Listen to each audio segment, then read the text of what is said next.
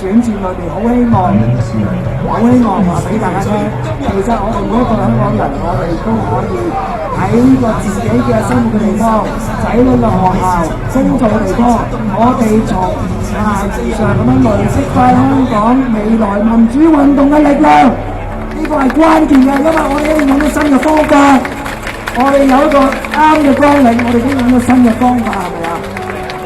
最尾咧，其實行到嚟呢一步咧係好唔簡單嘅，因為頭先有好多兩位都提到呢個民主自決，你而家通街出去同人講民主自決，你通街出去同人講，有冇人明你講咩咧？有冇人明你講咩啊？明唔明啊？小麗嗰條隊你要同人講呢個民主自決係乜嘢？佢係一個好難即刻明白嘅道理嚟㗎，好難即刻明白嘅道理嚟㗎。咁你見到今日有民調啊嘛，係咪啊？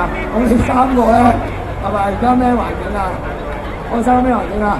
好環境咯，就係點解咧？因為我哋其實係知道自己咧個起點係好細嘅，我哋起點好細嘅，但係我哋更加肯定嘅就係我哋呢條道路係正確嘅，所以就算我哋起點係好細，我哋最尾一定會成為香港民主運動嘅最大嘅力量。